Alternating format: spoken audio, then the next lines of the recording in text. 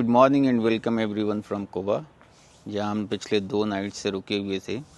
आज का हमारा प्लान है वापस बाकू जाने का और बाकू सिटी को एक्सप्लोर करने का। बाकू की डिस्टेंस यहाँ से तकरीबन 2 या 2.5 घंटे ड्राइविंग आवर्स है। बीच में हो सकता है हम लोग 1 या 2 ब्रेक लें, तो उम्मीद है तकरीबन दोपहर तक हम वहाँ पर पहुँच जाएंगे। हमारे पास सिर्फ आज शाम 5 या 6 बजे तक का टाइम है, क्योंकि उसके बाद हमें गाड़ी भी ड्रॉप करनी है और एयरपोर्ट पर भी हमें पहुंचना है, क्योंकि हमारी आज शाम में 9:30 बजे फ़्लाइट है। थोड़ा सा आपको बाहर से भी जो है ना, जहाँ हम ठहरे हुए थे जिस हॉस्टल में, वो आपको दिखा दें। तो पीछे ये बोर्ड लगा हुआ है, पीछे लिखा हुआ है एल्विन हॉस्टल। यहाँ पर हम लोग ठहरे हुए थे और जगह तो बहुत ही अच्छी डिसेंट सी है। और मैंने आपको इसके बारे में कल के वीडियो में मैंने आपको बता ही दिया था कि क्या जगह है और क्या यहाँ के पॉजिटिव्स एंड नेगेटिव्स हैं।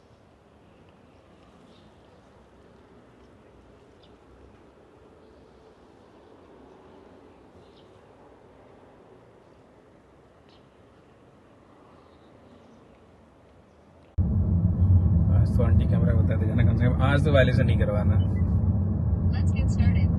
अरे पागल हो गई है क्या? वहाँ से फिर से राउंड अबाउट करवा रही है। वही मेरे को लग ही रहा था, पता है। अब वहाँ ठुल्ला खड़ा रहता है, फिर जो है वहाँ ठुल्ला खड़ा रहता है, वहाँ ठुल्ला खड़ा रहता है यार। मुझे लग ही रहा था कि राइट लेना है, तुम बोले लेफ्ट लो। नहीं, ये लेफ्ट बोली सारी। तो ये यहाँ पे 2-3 चीजें बहुत गड़बड़ है। मेरा तो सबसे ज्यादा है, होटल बताता है वहाँ होता ही नहीं है, लेफ्ट को राइट बताएगा। उस ठुल्ले को हमने इतनी बार अपनी गाड़ी दिखा दी ना, तो वो पक्का आपकी कार तो रोक लेगा। बोला तुम नीचे आओ, इधर ही घूमते रहते हो। इधर यार सिग्नल था कहीं पे? सिग्नल तो नहीं है, राउंड अबाउट ही है।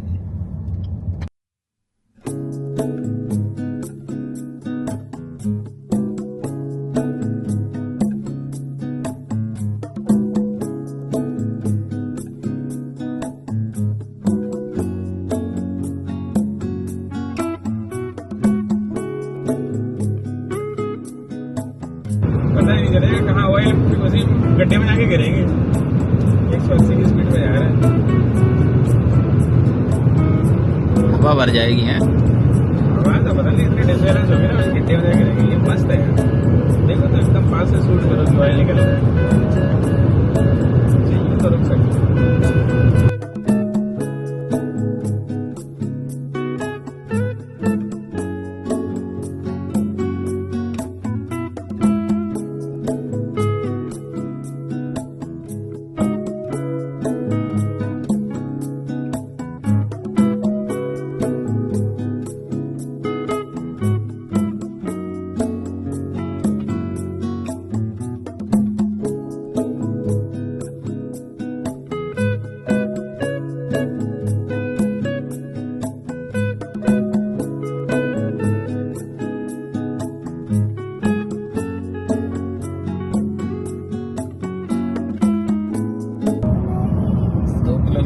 एग्जिट लेना है राइट पे।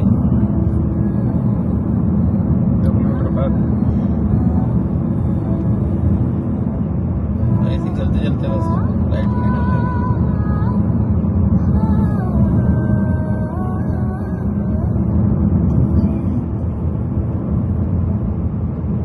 इसको कैमरे को मोबाइल से बंद नहीं कर सकते? हाँ, उससे नहीं कर सकते। ये फीचर होना चाहिए था ना। बिल्कुल बिल्कुल, ये होना चाहिए। इधर से मैं करूँ शट डाउन, बंद हो जाएगा।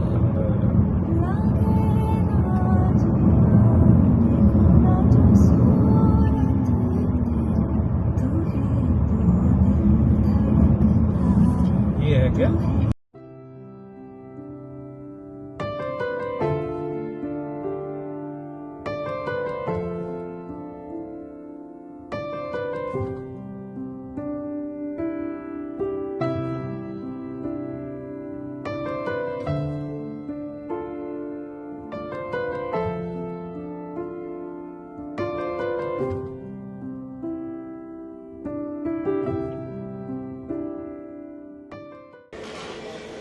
फाइनली तकरीबन 2.5 घंटे की जर्नी के बाद कोबा से बाकू हम लोग पहुंच गए हैं। और डायरेक्टली हम लोग आ गए निजामी स्ट्रीट पर। और पहले हम लोगों ने सोचा हम पहले लंच करते हैं, उसके बाद हम आगे देखते हैं बाकी कहाँ पे जाना है। हम यहाँ पे बैठे हैं, ये एक न्यू दिल्ली इंडियन रेस्टोरेंट करके है। अभी इनके ऑनर से मेरी बात हो रही थी, वो कह रहे थे कि बस अभी उन्हें 8 या 9 दिन हुए हैं ओपनिंग हुए। तो फूड हमने ऑर्डर कर दिया है, उसका वेट कर रहे हैं। जैसे ही खाना आता है ख़त्म करके हम लोग यहाँ से निकलते हैं।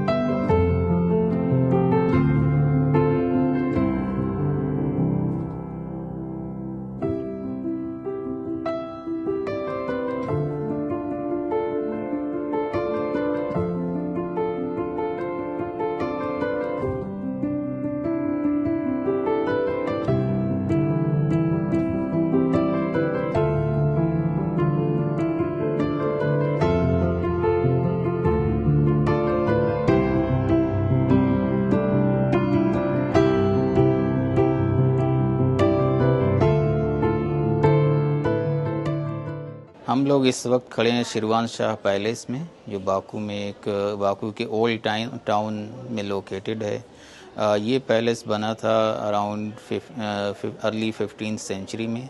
शिरवान शाह डायनेस्टी, जो एक डायनेस्टी थी यहाँ पर इस एरिया में रूल करती थी, और उनके रूलर का नाम था इब्राहिम फर्स्ट और इब्राहिम अव्वल। उसने ये पैलेस बनवाया था अपनी डायनेस्टी के लिए। उसके बाद अर्ली 16th सेंचुरी में ये पैलेस कांकर किया गया था सफ़वी इस्माइल शाह ने, और उन्होंने यहाँ पे रूल किया। बाद में लेटर ओटोमन एम्पायर या उस्मानिया सल्तनत, उन्होंने इसको वापस सफ़वियों से हासिल किया और यहाँ पे वो रूल करते रहे अनटिल 18th सेंचुरी। बाद में रशियन एम्पायर यहाँ पे आया, उन्होंने इसको रूल किया। तो बहुत ही लंबी हिस्ट्री है बेसिकली इस पैलेस की, और जो भी यहाँ पे आया उसने इसको पहले डिस्ट्रॉय किया, फिर रेनोवेट किया। बट ये पैलेस अभी भी खड़ा हुआ है, इतना ज़्यादा इसकी हालत जो है ख़राब नहीं है, रूइंस में नहीं है, क्योंकि बहुत सारा रेनोवेशन का काम अजरबैजानी गवर्नमेंट भी यहाँ पर करती रहती है। और ये बाकू में ही लोकेटेड है, इसकी डिस्टेंस कोई यहाँ से ज़्यादा दूर नहीं। निजामी स्ट्रीट से आप इजीली यहाँ पर वॉक करके भी आ सकते हो। एंट्री फ़ीस है यहाँ पर, एंट्री टिकट आपको 15 अजरबैजानी मनात आपको यहाँ पर पे करना पड़ेगा। ठीक ठाक सी एक जगह है, अगर आप हिस्ट्री में इंटरेस्टेड हो तो यहाँ पे आके आप म्यूज़ियम वगैरह एक्सप्लोर कर सकते हो।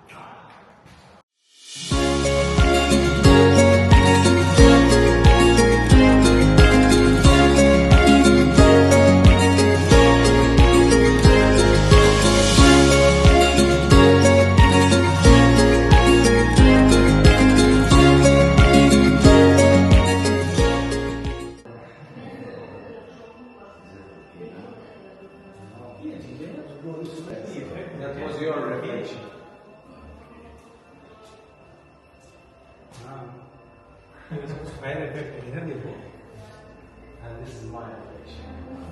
ठीक है? Yes. थोड़ी देर खड़े रहो, फिर आती है आपसे। अच्छा, And here information about, look, is our. हम लोग इस वक्त खड़े हैं एनारदा, और यहाँ पर बेसिकली आप देख सकते हैं पीछे नेचुरल फायर है। एनारदा का मतलब ही होता है बेसिकली बर्निंग माउंटेन, और ये फायर यहाँ पे हमेशा जलती रहती है, चाहे पानी बरसे या बर्फ़ गिरे या कोई भी मौसम, ये जलती रहती है क्योंकि नीचे से ये बेसिकली कोई गैस निकलती है और ऑक्सीजन के साथ बाहर हवा में मिक्स होके ये फायर जो है ये बन जाती है। तो इस जगह को बेसिकली कहते हैं एनारदा। यहाँ का टिकट भी है 9 रियाल नॉर्मल, 9 मनात जो है वो नॉर्मल टिकट भी है, जो पेमेंट करना पड़ता है यहाँ पर एंट्री का। और भी यहाँ पे 1-2 चीज़ें, मड वॉल्केनो वगैरह, तो हम लोग आगे बढ़कर देखते हैं।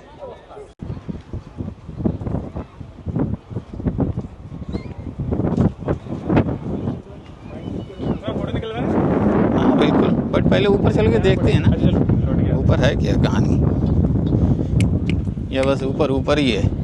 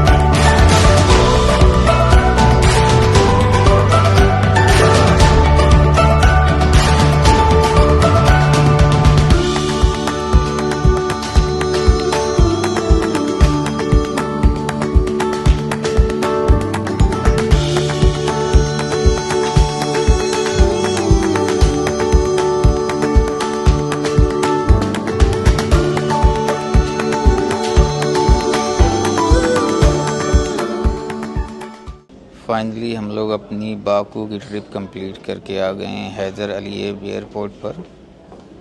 यहाँ से हमारी फ़्लाइट है तकरीबन 3 या 3.5 घंटे के बाद। अभी हमने चेक इन नहीं किया क्योंकि काउंटर इशू नहीं हुआ चेक इन के लिए, तो बाद में जाके चेक इन करना है। लेकिन हमारी जो लास्ट डेस्टिनेशन थी वो थी एनारदा। हमारे पास 5 बजे तक का ही टाइम था और वापस हमें एयरपोर्ट पर आना था। तो अभी हम आ गए, यहीं पर बैठे हैं और इसके साथ ही हम अपनी जो है बाकू की ट्रिप ख़त्म करते हैं। कुछ चीज़ें मेंशन करना चाहूँगा मैं स्पेशली बाकू सिटी के बारे में जो मैंने ऑब्ज़र्व की, और जो सबसे ज़्यादा मुझे एनवाइंग लगा यहाँ का वो है ट्रैफिक के जो सिग्नल्स हैं वो एकदम हिडन हैं, आपको नज़र नहीं आएंगे। बहुत पास आप करीब पहुँच जाओगे या क्रॉस करोगे देन यू वुड सी कि हाँ पास में कोई ट्रैफिक सिग्नल भी है।